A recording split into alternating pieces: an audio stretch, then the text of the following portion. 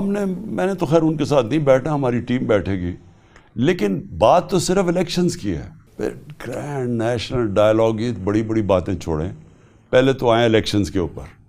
جو قانون اور آئین کہتا ہے الیکشن، اگر آپ الیکشن ہی نہیں کروا سکتے کون سا ڈائلاگ کرنا ہے کسی نے کس سے؟ دیکھیں اس وقت تو ہے ہی الیکشن کا ایشو.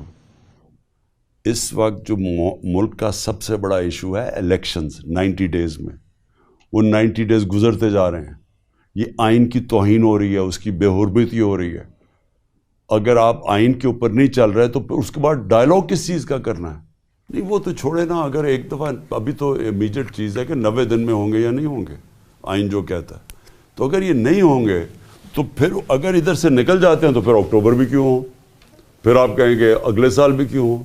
پھر تو جو طاقتور فیصلہ کرے گا تبھی الیکشن ہوگا. خان صاحب، پی ڈی ایم نے کہا ہے کہ وہ سپریم کورٹ کے 3 رکنی بینچ کا فیصلہ نہیں مانیں گے، اس پر آپ کیا کہتے ہیں؟ دیکھیں سپریم کورٹ کا فیصلہ نہ ماننے کا مطلب پاکستان میں آئین اور قانون ختم ہو گیا. اس کا مطلب جنگل کا قانون آ گیا. اس کا مطلب کہ آپ فیصلہ کریں گے کہ کون سے سپریم کورٹ کا فیصلہ میں نے ماننا یا میں نے نہیں ماننا. اگر سو موٹو میرے حق پہ ہوئی تھی ہماری، جب انہوں نے ہمارے خلاف کیا تھا اسی سپریم کورٹ نے، میں نے تو الیکشنز اناؤنس کروا دیے تھے، سپریم کورٹ نے ہمارے خلاف فیصلہ دے دیا اور انہوں نے الیکشن کر کے مسترد کر کے شہباز شریف کو بنا دیا. ہم نے تو ایکسیپٹ کر لیا، لیکن تب وہ سپریم کورٹ ٹھیک تھا.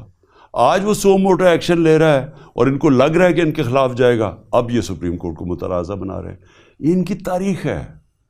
سجاد علی شاہ کے کورٹ پہ اٹیک کیا، اس نے کنٹیمپٹ لگا دیا، عدالت میں اٹیک کر دیا، پھر وہ رشوت دے کے ججز خرید لیے. تو اس کی تو تاریخ ایسی ہے. ہم کھڑے ہوں گے اپنے آئین اور قانون کے ساتھ.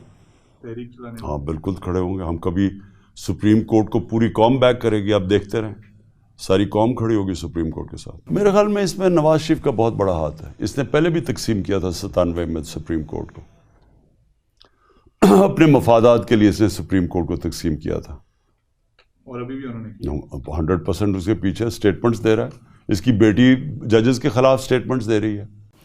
وہ ہیں کون فیصلہ نہ ماننے کے لیے؟ آپ کی حیثیت کیا ہے؟ قانون تو ملک کا آئین تو سپریم کورٹ کے ہاتھ میں فیصلہ کیا آئین کو انٹرپریٹ کرنے کا. وہ تو آئین سپریم کو، آپ کون ہوتے ہیں جب سپریم کورٹ کہہ رہا ہے؟ سارے پاکستان کی لیگل کمیونٹی کو پتہ ہے کہ 90 دن میں الیکشن ہونے چاہیے، سب کو پتہ ہے.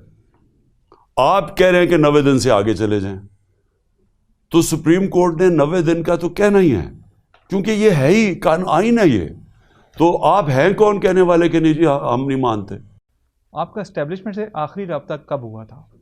کوئی بات نہیں، ان سے کوئی قسم کا رابطہ نہیں ہے. آپ کرنا چاہ رہے ہیں؟ الیکشنز پہ کرنا چاہ رہے ہیں تو ہم کسی سے بھی کر لیں گے. کیا اس وقت کی فوجی کمان کے آپ کے ساتھ کچھ ذاتی اختلافات ہیں؟ دیکھیں میں کہہ نہیں سکتا. میں اتنا جانتا ہوں کہ جنرل باجوہ نے ہمارے پر بڑا ظلم کیا، کیونکہ یہ ان کی ایجنسیز ہی ہمارے پیچھے. یہ جو 25 میں جو پولیس سے بات کرتے تھے وہ کہتے جی ہمیں پیچھے سے آرڈر ہے. پولیس نے جو تشدد کیا وہ کہتے تھے پیچھے سے یہ کر رہے ہیں، یعنی جنرل باجوہ کروا رہا ہے. اور ہر قسم کے کیسز ہر جگہ، میڈیا پہ بین، ٹی وی چینل سے پوچھو وہ کہیں پیچھے سے یہ کروا رہے ہیں. تو پیچھے تو جنرل باجوہ تھا. امید یہ کر رہے تھے کہ جب جنرل باجوہ جائے گا تو چینج ہوگا، تو کوئی چینج آئے گا. کوئی چینج نہیں آیا، وہی پالیسیز چل رہی ہیں، بلکہ اس سے بھی کئی شدت پکڑ رہی ہے. اس کی وجہ پہ ذاتی اناد یا مخالفت؟ میں نہیں جانتا، مجھے کوئی اندازہ نہیں ہے کیوں ہے، لیکن مجھے اتنا پتہ ہے کہ ہمارے اوپر اس سے زیادہ تشدد شروع ہو گیا جو باجوہ جب گیا تھا. میرے خیال میں جنرل باجوہ نے بڑا گندا رول پلے کیا. اس نے حسین حقانی کو ہائر کیا ہوا تھا اور ہماری گورنمنٹ کے پیسے سے، اور وہ میرے خلاف وہاں پوری کیمپین چلا رہا تھا اور کہہ رہا تھا باجوہ بڑا پرو امریکہ اور عمران اینٹی امریکہ. میری حکومت گرائی کس نے؟ آرمی چیف نے. آرمی چیف قانون کے اوپر تھا، اس کو کوئی پوچھنے والا نہیں تھا. وہ سازش کرتا رہا اور آخر میں آ کے اس نے یہ ان لوگوں کے ساتھ مل کے، اور ساتھ پھر اس نے امریکنوں کو بھی میرے خلاف کر دیا.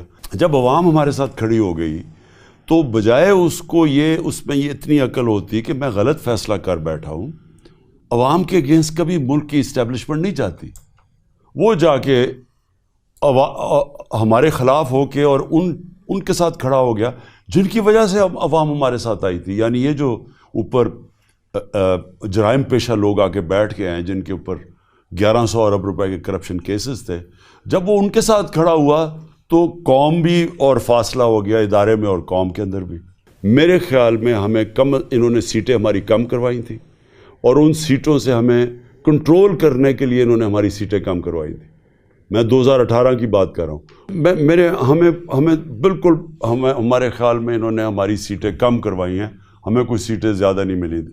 ہمیں وہ سیٹیں نہیں ملی جو ہمیں ملنی چاہیے تھی. آپ کی پارٹی کا یہ دعویٰ ہے کہ آپ کے سوشل میڈیا کے کارکن جو ہیں وہ اغوا ہو رہے ہیں.